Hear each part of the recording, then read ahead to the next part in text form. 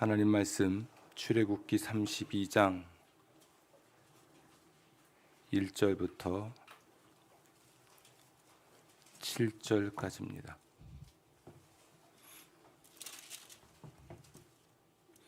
오늘은 다 같이 봉독하겠습니다. 백성이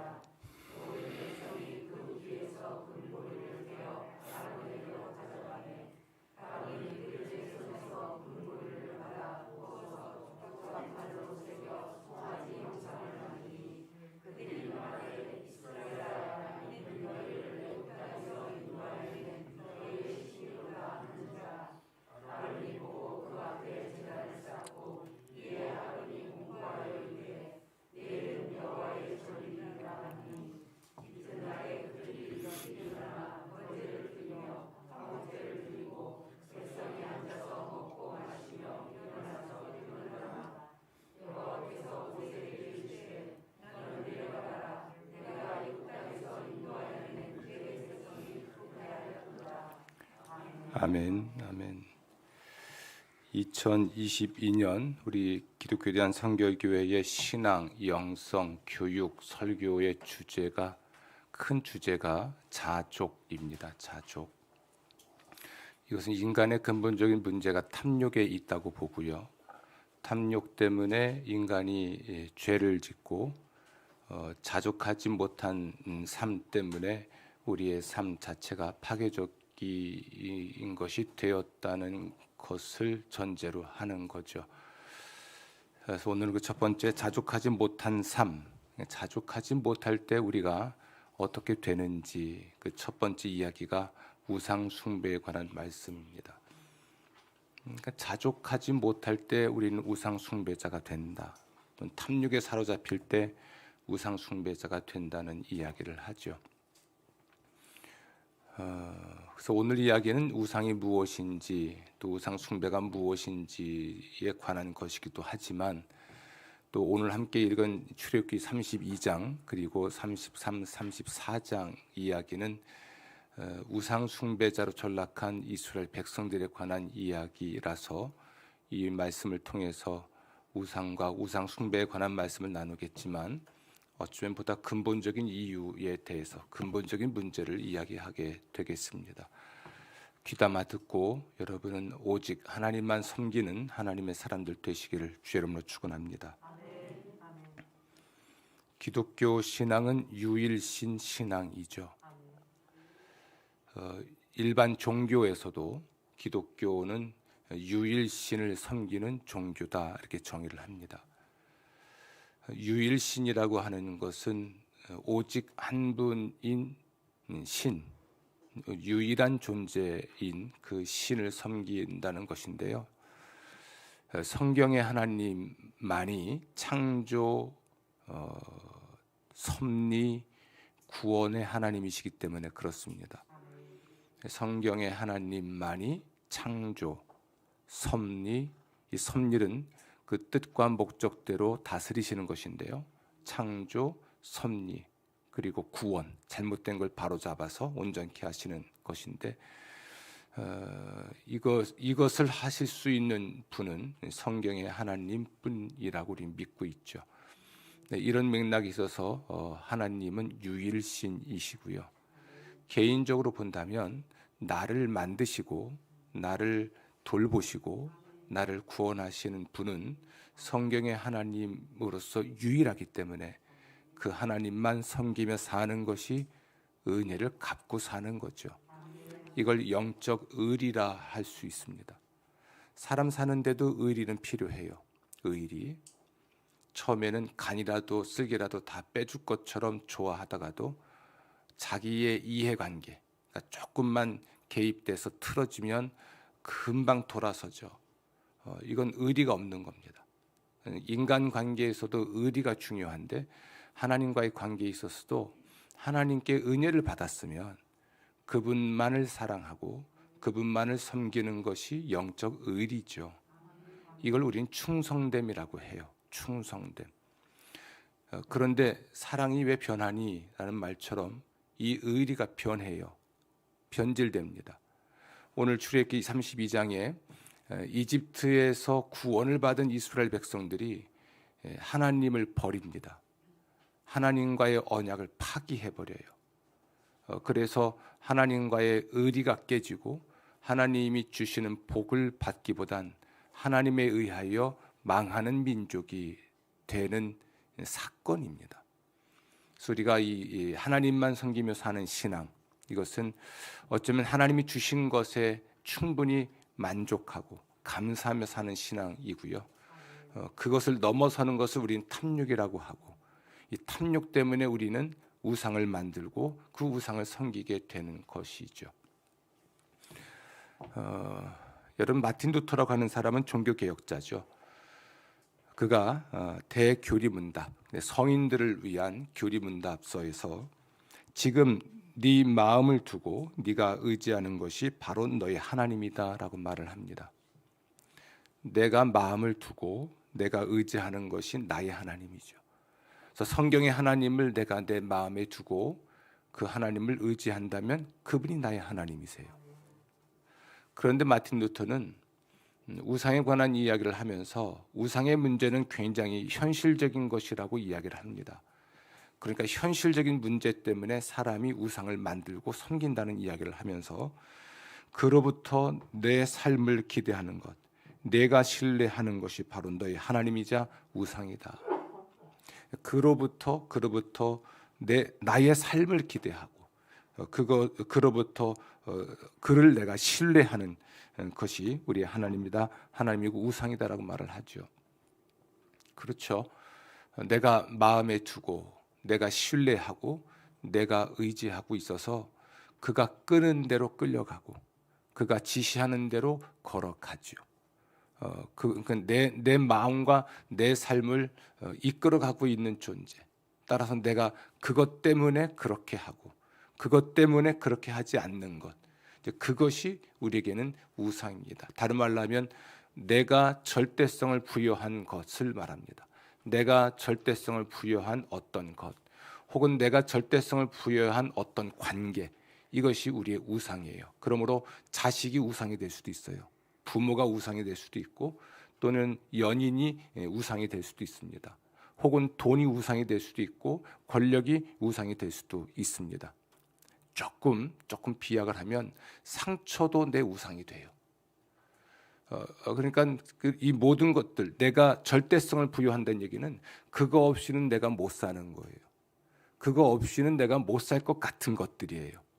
따라서 이 우상 숭배는 중독과도 연관이 있습니다. 뭔가 깊이 빠져 있죠. 그거 없이는 못 살 것 같아요. 또 정말 그것이 없으면 어떤 금단 현상이 생기는 것처럼 알코올 중독자가 술을 안 먹으면 굉장히 불안해합니다.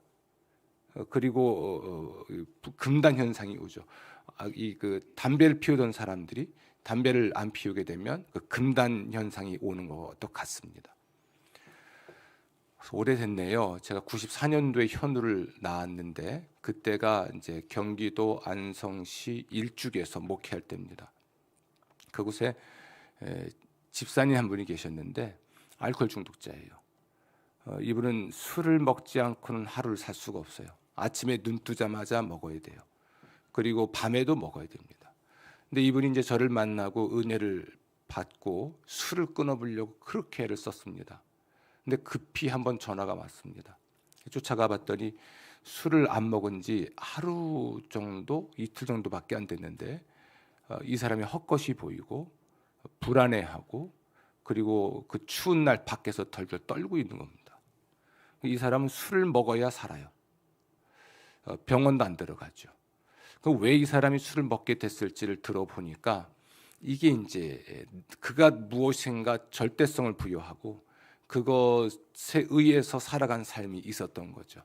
그 상처도 아까 우상이 될 수 있다고 말씀드렸는데 뭐 그런 것들, 그가 절대성을 부여한 어떤 것이나 어떤 관계, 그거 없이는 살 수 없고, 그러므로 그것이 끄는 대로 살아가는 이성적 통제가 안 돼요. 그걸 끊어내는 것조차도. 그래서 그것이 그에게 우상이 되어 있는 거죠.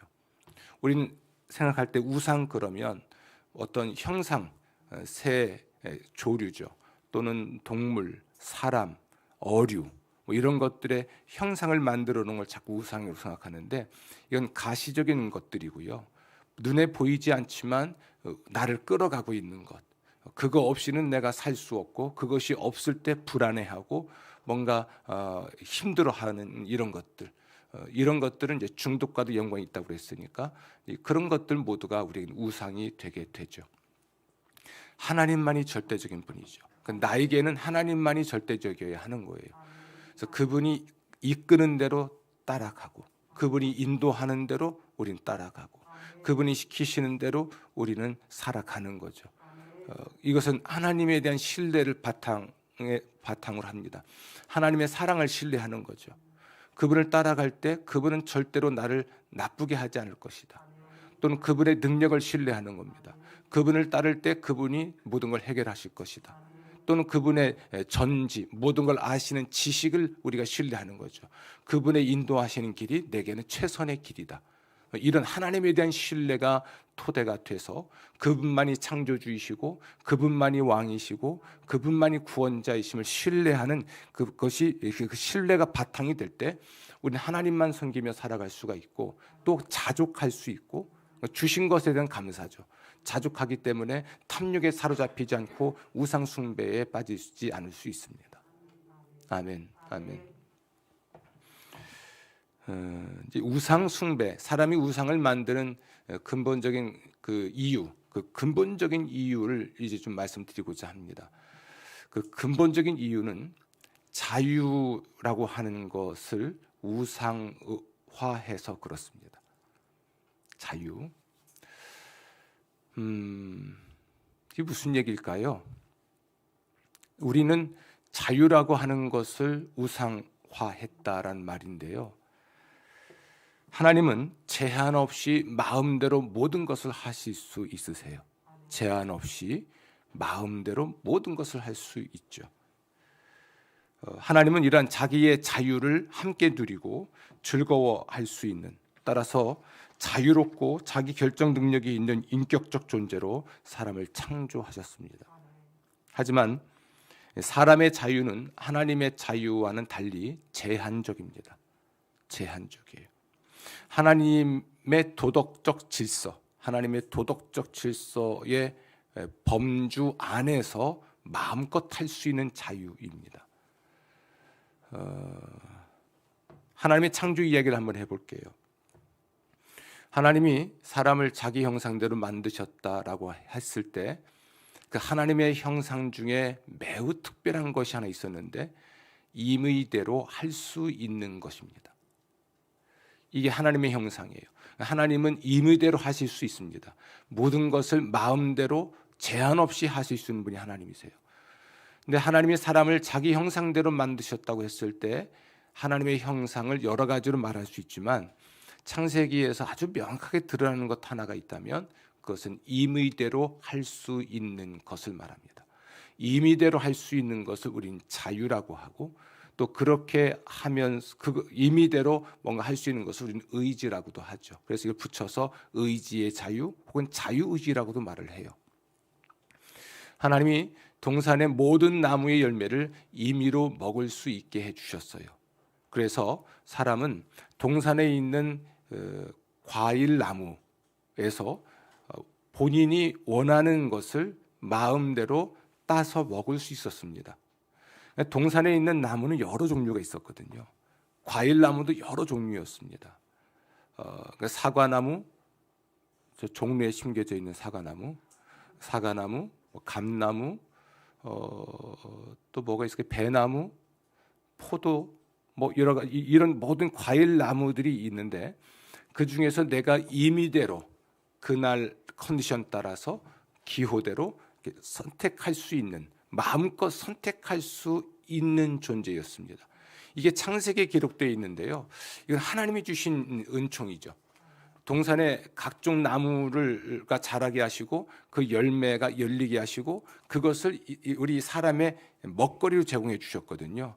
그럼 하나님이 그날 지정한 대로 짜준 식단대로 그저 받아먹는 존재가 아니라 그 풍성하고 다양한 나무의 열매 중에서 임의대로 선택해서 먹을 수 있었어요. 그렇게만 해도 배가 터지게 먹을 수 있는, 정말 행복할 수 있는 그런 존재였죠. 그러나 또한 임의대로 먹을 수 있었기 때문에 먹어서는 안 되는 것을 먹지 않을 수도 있었고 먹을 수도 있었습니다. 이것이 선악을 알게 하는 나무의 열매는 먹지 말라라고 했잖아요. 그러니까 자신의 임의성이라고 하는 것이 제한된 것이죠. 그래서 선악을 알게 하는 나무는 하나님과 사람의 경계선이었습니다. 그래서 사람의 자유는 선악과를 먹지 않는 범주 안에서 마음껏 마음대로 제한 없이 할 수 있는 것이었어요. 이것이 인간의 자유고 하나님은 이런 자신의 자유를 우리 인간에게 부여하셔서 자유롭게 의사결정을 하는 자기 결정 능력을 가진 존재, 그리고 결정한 대로 행동할 수 있는 의지적인 존재로 만드셨습니다. 이건 축복이죠. 축복입니다. 처음부터 악을 선택할 수 없는 존재로 만드시면 어땠을까라는 생각하면 이건 논리적으로 생각해보면 그렇습니다. 악을 선택할 수 없는 자유는 자유가 아니에요. 이미 이건 고정된 거잖아요. 무엇이든 임의대로 할 수 있다는 것이 자유입니다. 한 가지만 할 수 있다는 것은 자유가 아닌 것이죠. 그래서 우리는 하나님이 주신 은총으로 자유를 갖게 됐고, 그러나 하나님이 세우신 도덕적 질서 안에서만 매우 모든 것을 할 수 있는 그러한 존재였습니다. 아멘. 하나님은 사람을 창조하셨을 뿐 아니라 행복하게 하길 원하시죠. 그러니까 하나님은 사람의 행복을 위해 최선을 다하셨다는 것입니다. 창세기의 창조 이야기를 보면 논리적으로 이렇게 결론을 내릴 수 있습니다. 하나님이 처음부터 사람을 먼저 만들어 놓으시고 다른 것을 만드시지 않은 이유, 그것은 사람의 행복을 위해서였습니다. 사람이 살 수 있는 최적의 환경을 먼저 만드시고, 또 사람이 경작할 수 있는 땅도 다 마련해 놓으시고, 또 사람이 먹을 수 있는 어떤 과일이나 등등도 다 만들어 놓으시고, 그곳에 사람이 살게 하신 것이죠. 이것은 뭘 의미할까요? 하나님은 사람의 행복을, 사람을 만드실 뿐 아니라 사람이 행복하길 정말 원하시고 사람의 행복을 위해 모든 걸 하신다는 것을 의미하는 겁니다. 아멘. 만약 사람이 하나님이 세우신 도덕적 질서 안에서 마음껏 자유롭게 살아갈 수만 있었다면 그는 하나님이 주신 모든 것으로 충분히 행복할 수 있었습니다. 그러나 하나님이 세우신 도덕적 질서를 넘어가면, 도덕적 질서를 교란시키거나 또는 전복시킨다면 자충수죠. 스스로 그가 자유를 잃고 스스로 그가 불행해질 수밖에 없을 것입니다. 이것을 창세기 2장 17절은 이렇게 말합니다. 네가 먹는 날에는 반드시 죽으리라. 선악을 알게 하는 나무의 열매는 먹지 말라고 말씀하셨잖아요. 그런데 그것을 먹으면 죽는다는 거죠. 먹으면 죽는다. 따라서 하나님의 도덕적 질서의 범주를 넘어가 버리면 그는 죽는 겁니다. 행복해지는 게 아니라 불행해지는 거예요. 하나님의 도덕적 질서 안에서 풍요로울 수 있었는데 풍요로워지는 것이 아니라 그 선을 넘어감으로써 그는 가난해질 수밖에 없는 거죠. 결과는 어떻습니까? 하나님의 도덕적 질서를 어지럽히고 뒤집어 사람을 불행의 구렁텅이에 빠뜨린 것은 자유의 오용 그리고 남용이었죠. 이 사람의 자유는 하나님이 되려는 탐욕에 사로잡힙니다. 왜 사로잡히게 됐냐면 사탄의 유혹을 받았기 때문에 그래요. 먼저 교만하여 타락의 맛을 봤던 사탄은 사람을 유혹하죠. 하나님처럼 될 수 있다는 말로 유혹합니다. 하나님처럼 될 수가 없어요. 하나님과 사람의 경계선이 하나 있는데 그것은 물론 창조주와 피조물 사이라는 것도 있겠지만 선악을 알게 하는 나무의 열매는 하나님과 사람의 언약을 위해서 지켜줘야 될 경계선이었습니다. 그런데 사탄이 하나님처럼 될 수 있다는 말로 유혹을 할 때에 이 사람은 하나님이 되려는 탐욕에 사로잡히죠. 그러니까 이 사람의 자유라고 하는 것이 하나님이 되려는 탐욕에 사로잡혔고요. 따라서 하나님이 금지하신 것을 선택합니다. 하나님이 되려는 욕망에 사로잡힙니다. 있는 것, 이미 하나님이 주신 것으로 충분히 행복하고 충분히 풍요로운데요. 그것에 만족해하고 감사할 줄 모르고 그 이상이 뭐가 있다고 생각하는 거죠. 그 이상은 없어요. 그런데 그 이상이 있다는 생각을 심어줬을 때 그 이상이 있지 않을까 이 상상을 하게 되고, 그러므로 그가 하나님이 금지하신 일을 하고 하나님이 금지하신 것을 소유하게 되고 하나님이 금지하신 것을 먹게 되죠. 그래서 그의 자유가 탐욕의 포로가 됩니다. 그러니까 이 자유가 하나님의 것을 선택하기보단 혹은 하나님을 선택하기보단 자기를 선택하고 자기의 욕망을 선택하도록 또한 만들어 놓았습니다. 사람은 이렇게 말할 수 있습니다. 자기의 자유를 절대화했죠. 자기의 자유가 이끄는 대로 자기가 모든 걸 제한 없이 할 수 있다는 생각을 하고 그 도덕적 질서의 범주를 넘어가 버려도 된다고 생각한 겁니다.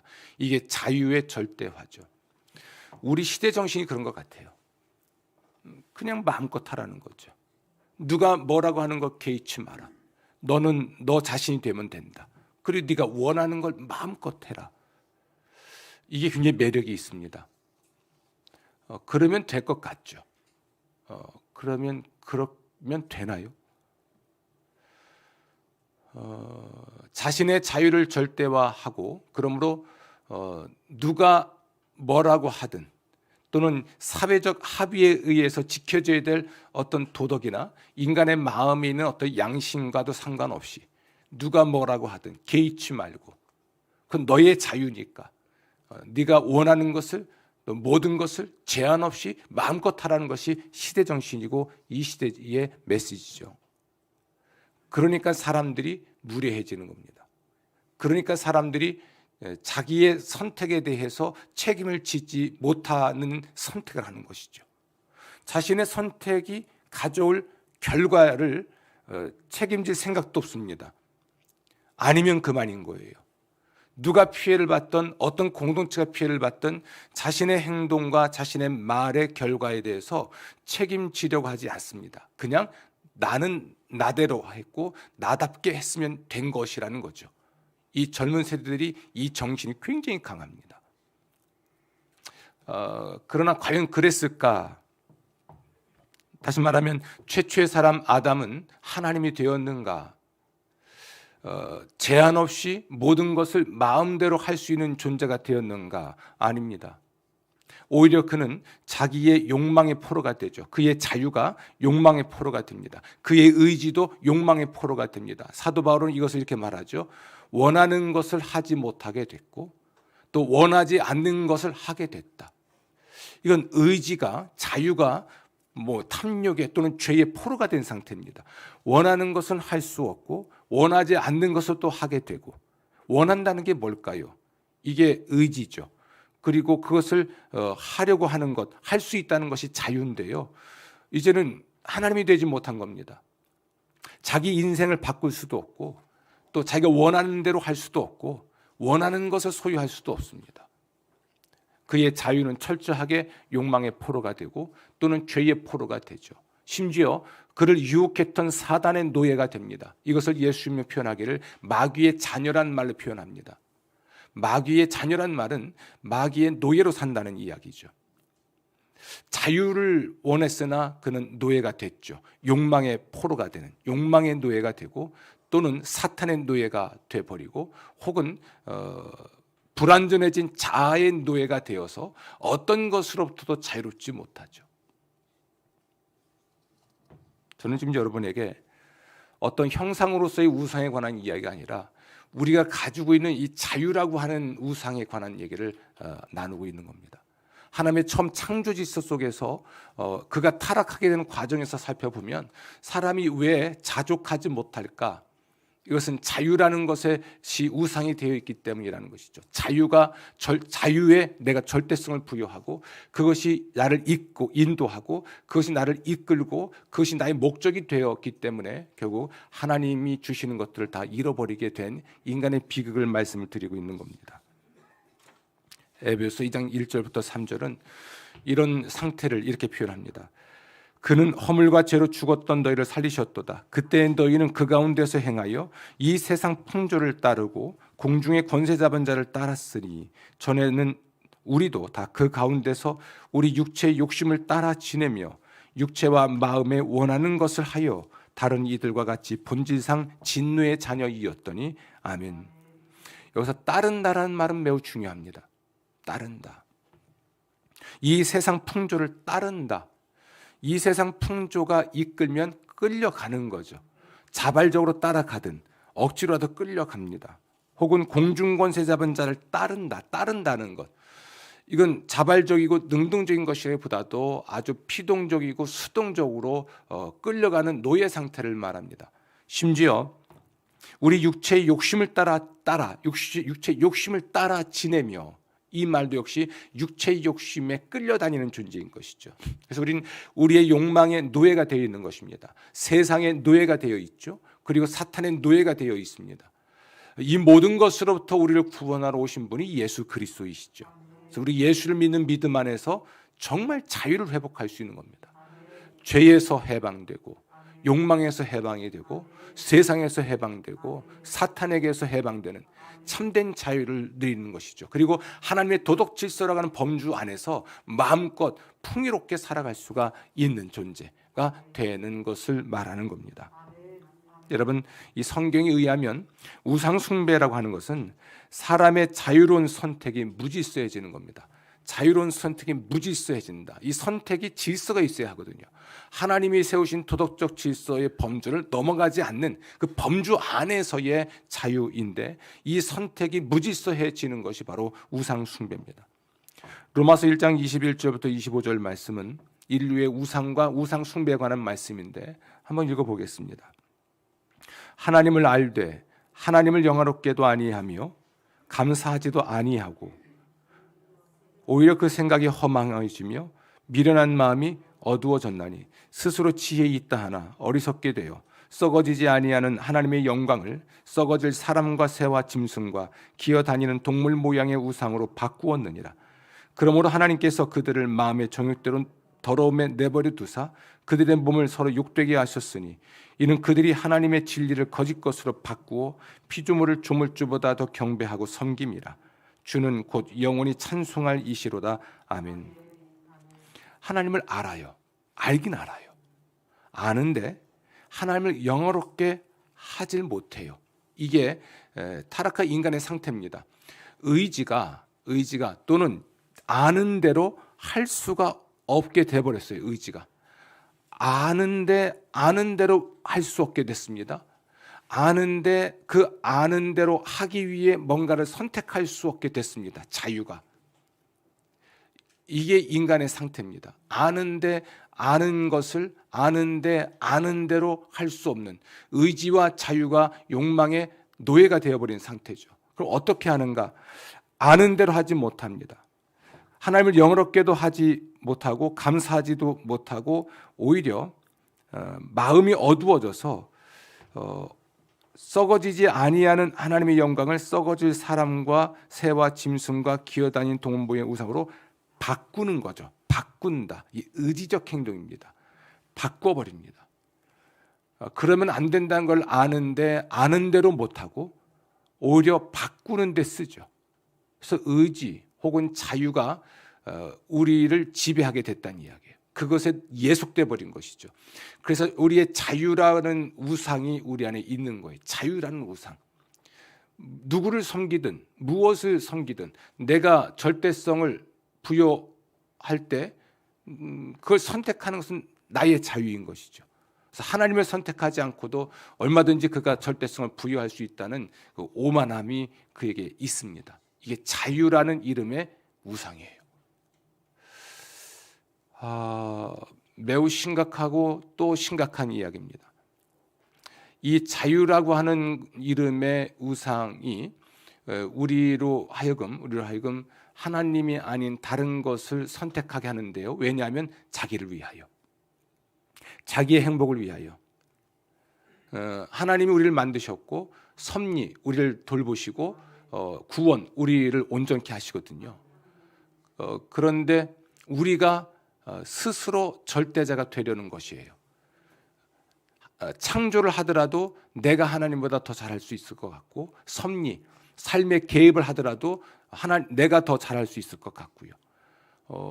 이런 착각에 빠지는 것이 자유라는 이름의 우상을 우리가 가지고 있기 때문에 그렇습니다. 아멘. 그렇죠. 맞습니다. 그래서 우리 자유가 탐욕에, 우리의 의지가 탐욕의 노예가 되고 또 마귀, 귀신에게 노예가 될 때 하나님의 뜻과는 상관이 없는 방향으로 삶을 틀고 살아가게 되죠. 아멘, 아멘.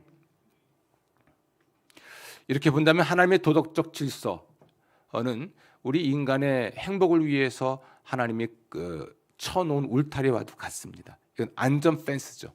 그러니까 세이프 존이에요. 하나님이 그 쳐놓은 그 도덕적 질서의 범주는 이게 안전지대입니다. 세이프 존이에요. 이걸 넘어서면 그 이상의 뭐가 있을 거라고 우리는 생각하고 그걸 자꾸 넘나드는 인생을 살지만 넘어가 본 사람은 알아요. 그걸 넘어가 봤을 때 당장은 쾌락적일 수 있지만 그러나 그 결과가 결코 그를 행복하게 만들지 않는다는 것을 알죠. 우리 경험적으로 그것을 알고 있습니다. 그래서 하나님의 도덕적 질서, 이것을 성경은 다른 말로 하나님의 말씀, 하나님의 규례, 혹은 하나님의 명령이라고 하는데, 십계명은 하나님의 도덕법입니다. 하나님이 정하신 도덕적 질서이죠. 그런데 그 도덕적 질서의 첫 번째 그리고 두 번째 이야기가 있습니다. 그 첫 번째 이야기는 이렇게 되어 있어요.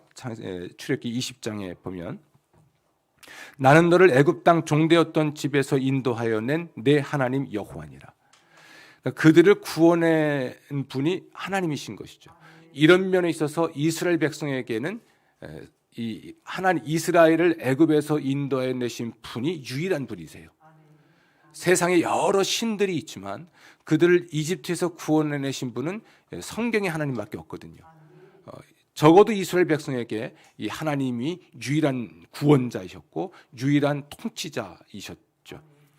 그렇기 때문에 하나님께서는 그들에게 그 십계명을 주셔서 하나님만 섬김으로써 하나님이 주시는 자유를 보존하게 하신 거예요. 이집트라고 하는 노예살이에서 그들을 구원해 내셨잖아요. 노예살이, 종살이, 예속된 상태에서 해방됐습니다. 자유를 얻은 거예요. 우리가 광복이라고 하잖아요. 8.15 광복절. 우리가 빛을 회복한 그러한 날인데 자유를 얻게 된 것입니다. 이 자유를 보존할 수 있는 방법은 하나님이 보존하게 하시는 것인데요. 어떤 방식으로 보존될 것인가? 그 자유를 만끽할 수 있고 그 자유만으로도 충분히 행복할 수 있는데 그것은 하나님이 쳐놓으신 그 도덕적 질서 혹은 도덕적 펜스라고 할 수 있는 하나님의 계명의 범주 안에서 살아가는 삶입니다. 이건 불편한 게 아니에요. 훨씬 자유로운 것입니다. 예를 들어 볼게요. 운전을 하는데 인강 사거리가 있지 않습니까? 신호등이 없습니다. 우리는 어느새 신호등에 익숙해져 있는데요. 신호등이 있으므로 우리가 불편할 때도 있겠죠. 급한 일이 있으면. 그러나 곰곰이 생각해 보면 자유롭죠. 그렇죠? 자유롭습니다. 사람과 사람의 삶에도 마찬가지. 도둑질, 십계명에 도둑질하지 말라는 게 있지 않습니까? 남의 것을 내 것인 양 갖다 쓰는 거, 이런 사람이 가끔 있어요. 남의 것인데 지 것인 양 갖다 쓰는 사람들. 이게 지적재산권도 그런 것 중에 하나죠. 뭐 이렇게 함으로써 사람이 더 행복해질 수 있을까? 아닙니다. 남의 것에 대한 소유권을 지켜줄 때 우리는 더 행복할 수 있습니다. 경계선이 있는 거죠. 넘어서는 안 되는 선이 있습니다. 이게 하나님의 도덕 질서입니다. 이 선 또는 이 울타리가 바로 십계명이죠. 그래서 우리는 십계명은 우리를 억압하고 우리를 불행하게 만들기 위해서, 우리를 노예화하기 위해서 하나님이 만든 어떤 법이 아니고, 우리가 정말 행복해질 수 있게 하기 위한 마지막 보루와도 같은 것이 십계명입니다. 그런데 십계명의 첫 번째, 두 번째가 우상 숭배와 관련되어 있습니다. 첫 번째 계명인 너는 나 외에는 다른 신들을 내게 두지 말라. 두 번째는 너를 위하여 새긴 우상을 만들지 말고 위로 하늘에 있는 것이나 아래로 땅에 있는 것이나 땅 아래 물속에 있는 것에 어떤 형상도 만들지 말며 하나님 외에는 어떤 누구도 마음에 두지 마라. 또 그렇다고 해서 보이지 않는 하나님의 어떤 형상으로 만들어서 그것을 섬기지도 마라 라고 말을 합니다. 그러면서 나는 질투하는 하나님이다. 하나님이 질투하신다는 것이죠. 이 질투는 하나님이 존심 상해서 부리는 질투가 아니에요. 다시 말하면 우리 인간의 참된 행복을 위해서 갖고 계신 질투입니다. 하나님을 버리고 다른 존재를 그들의 마음에 두고 그것으로부터 자기의 삶을 기대하고 그러므로 그것을 의지하는 이 삶이 인간에게 행복하지 않거든요. 그래서 하나님은 그러한 삶을 살려고 하는 사람들로 인해서 불편해하십니다. 엄히 꾸짖는 것이죠. 오늘 말씀 그렇게 되어 있습니다. 출애굽기 20장 5절 말씀 보면 내 하나님 여호와는 질투하는 하나님인즉 나를 미워하는 자의 죄를 갚되 아버지로부터 아들에게로 3, 4대까지 이르게 하거니와. 근데 요 말씀이 우상 숭배를 금하면서 하시는 말씀이에요. 나는 질투하는 하나님이기 때문에 나를 미워하는 자는, 다시 말하면 우상 숭배하는 사람은 죄를 갚을 것이다. 그런데 그것은 3, 4대에 이르도록 갚을 것이다. 그러나 나를 사랑하고 내 계명을 지키는 자에게는, 하나님만을 섬기고 사랑하는 사람에게는 1000대까지 은혜를 베풀 것이다. 하나님의 의도는 뭘까요? 은혜를 베풀어서 사람이 행복하길 원하시는 겁니다. 그래서 십계명이라는 것은 에덴 동산에서 선악을 알게 하는 나무의 열매를 먹지 말라라고 하신 그 계명만큼이나 구원받은 하나님 백성의 안전과 안녕을 위한 최선의 이게 울타리였던 것이죠. 거기에 첫 번째, 두 번째가 우상 숭배와 깊이 관련이 있습니다. 하나님의 도덕적 질서 안에서의 자유. 그러나 그 도덕적 질서를 넘어가는 것은 정말 자유인 듯하나 그 자유를 절대화할 때 하나님이 그어놓은 선을 넘어가 버리는 무례한 사람이 되고, 그로 인해서 그들은 하나님이 주신 복을 누릴 수 없게 되죠. 아멘. 오늘 출애굽기 32장은 공교롭게도 십계명을 받으러 모세가 산에 올라갔을 때 벌어진 사건입니다. 그리고 31장까지가 성막을 만드는 일과 관련되어 있고 35장부터 성막 이야기가 또 나와요. 성막 이야기가. 성막은 하나님을 섬기는 곳 또는 하나님이 계시고 하나님을 우리가 섬기는 곳의 상징성이 있습니다. 근데 중간에 우상 숭배 사건이 나와요. 모세가 산에 올라가서 40여일 동안 내려오지 않으니까 그들이 갑자기 불안해집니다. 그래서 그들은 이런 표현을 쓰죠. 그들이 우상을 만든 이유를 밝히고 있는데요. 32장에 보면 그들은 왜 우상을 만들었는가? 모세가 내려오는 게 더뎌요. 그래서 말하기를 우리를 위하여 우리를 인도할 신을 만들라 이렇게 말을 합니다. 그들은 지금 불안한 거예요. 모세가 눈에 보이지 않으니까. 그래서 그들을 인도할 존재를 찾고 있습니다. 그들을 인도할 존재를 찾고 있는 거죠. 그들이 절대성을 부여한 어떤 존재를 찾는 거예요. 이게 그들의 모습입니다. 그들은 왜 이렇게 되었는가? 우리 하나님께서 그들의 상태를 평가하실 때 이렇게 평가하셨습니다. 9절 말씀 보면 7절 말씀 보면 네가 애굽 땅에서 인도하여낸 네 백성이 부패했다. 또 9절 말씀 보면 이 백성을 보니 목이 뻣뻣하다. 부패해서 또 목이 뻣뻣해서 우상을 만듭니다. 불안한 거죠. 자기를 인도할 존재가 있어야 하는데 눈에 보이는 존재가 없는 거예요. 그래서 한 것이 여자들 또는 남자들 귀 고리를 빼서 금으로 된 고리를 빼서 송아지 만든 겁니다. 하나님을 송아지로 만들어 놨습니다. 그리고 말하기를 이것이 바로 우리를 애굽에서 인도하여 낸 우리의 신이다라고 선언을 하고 그날을 절일로 삼아서 그 우상 앞에서 뛰는 것이죠. 뛰노랐던 말은 성적으로 난잡해졌다는 이야기입니다. 우리가 주목하는 건 그들은 왜 우상을 만들었는가라는 겁니다. 불안증이죠. 자기의 행복을 위해서 무엇인가를 해야만 하는데 할 수는 없고, 그렇다면 자신들의 행복을 보장해 줄 만한 어떤 대상물을 찾는 거죠. 그래서 그들이 선택한 건 그들이 뭔가를 만들어내는 거예요. 자기들이 만들어 놓고 그것이 자기들을 인도해 주길 원하는 것이 이게 모순이잖아요. 뭐든지 우상은 자기가 만들 때 시작이 됩니다. 또 만드는 이유는 뭔가 불안한 거죠. 여기서는 인도할 존재를 찾은 것이니까 나의 행복을 보장할 만한 그 어떤 것을 우리가 만들어요. 그리고 우리가 선택합니다. 돈이면 돈이 나를 행복해 줄 것 같으니까 내가 돈을 절대화하죠. 그리고 그 돈이 이끄는 대로 살아가요. 돈이 되는 건 다 한단 말이에요. 돈이 안 되는 건 아무것도 안 하고, 이렇게 자기가 만들고 자기가 선택해 놓고 그것에 끌려다니는 인생, 이게 우리 인간인 것이죠. 이게 우상입니다. 그래서 자유라는 이름의 우상이 우리를 다른 모든 것들을 형상화하도록 만드는 겁니다. 자유라고 하는 것이 우리의 욕망의 포로가 되어 있다 보니까 욕망하는 것들을 대상화하고 그것을 내가 먹거나 소유함으로 스스로 만족해 하는 것이죠. 그랬을 때 그는 정말 행복해질 수 있을까?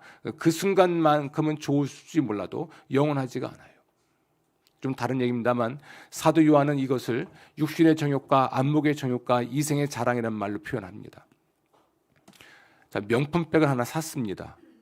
그 행복이 얼마나 갈까요? 강남에 가다 보면 재밌는 장면을 봤습니다. 제 차가 그랜저잖아요. 아주 좋은 차입니다. 근데 BMW와 아우디가 사고가 났어요. 그 옆을 그랜저 운전자가 유유자적하게 지나갔습니다. 아우디를 탄다, BMW를 탄다, 물론 타야 될 이유들이 많이 있습니다. 그 자체를 대 문제 삼는 게 아니에요. 그런데 명품을 사면 얼마나 더 행복해질 수 있을까? 자신의 행복을 위해서 뭔가를 선택하고 대상화하는 것이죠. 그것에 이끌려가는 건데 그러면 충분히 행복할까? 근데 그 다음엔 더 좋은 것을 사고 싶어 해요. 얼마 전에도 보니까 뭐 파는 데인지는 모르지만 영상을 찍어놨더라고요. 다들 좀비 같았다. 좀비.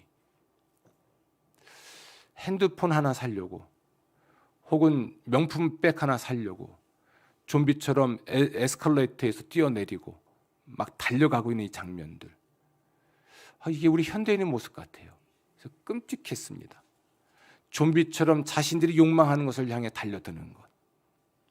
불나방처럼 불 밝은 곳으로 달려들어서 타 죽고, 또는 파리떼들처럼 달달한 꿀 때문에, 또는 꿀벌처럼 달달한 꿀통에 빠져 죽는 이런 모습이 우리 인간의 모습이 아닌가 싶어요. 자족할 줄 모르고 탐욕의 노예가 돼버린 자유를 가지고 자기의 행복을 위해 뭔가를 만들거나 선택하고 대상화하여 섬기고 있는 것, 이것이 우상입니다. 그 마음에 하나님이 계시지 않으니까 그 허기를 채울 수 있는 것은 다른 것이잖아요. 여러분, 오늘 얘기를 마무리하고자 합니다. 자족하는 삶, 그냥 자족할 수 없는 우리 인간의 현실은 무엇인가를 우상으로 만들고 섬기게 만들고 있습니다. 하나님 한 분만으로 만족하십시오. 그분이 창조주이시고 그분이 섭리하시는 분이시고 그분이 구원하시는 분입니다. 그분만이 우리의 참된 행복을 현재와 미래에도 영원히 보장할 수 있는 분이세요. 그분이 여러분을 구원하신 사건을 기억하십시오. 그의 아들 나사렛 예수 그리스도의 생애를 기억하면서 우리의 구원과 행복을 위해 모든 걸 하신 하나님을 사랑하며 살아가십시오. 정말 전심으로, 전 삶으로 그분을 사랑하며 살아갈 때 여러분이 탐욕스러운 존재가 아니라 자족하고 감사하며 살아갈 수가 있을 것입니다. 주의 평강 가득하기를 주 이름으로 축원합니다. 기도하겠습니다. 자유라는 이름의 우상을 우리는 모르고 살아갑니다. 욕망의 포로가 되어 있는 나의 의지와 자유, 이것을 벗어날 길이 방도가 무엇인지 성령이여 저희들에게 가르쳐 주시옵소서. 하나님에 대한 신뢰를 견고하게 하셔서 하나님만이 채울 수 있는 허기를 다른 것으로 채우지 않도록 도와주옵소서. 하나님의 은혜를 사모하게 하시옵소서. 하나님에 대한 신뢰를 가질 수 있는 기회들을 선용하게 하여 주옵소서. 정말 우리가 하나님의 뜻을 선택하고 하나님의 도덕적 질서 안에서 자유하며 살아가는 참된 행복의 사람이 되게 하실 줄 믿사옵고 감사하며 예수님 이름으로 기도합니다. 아멘.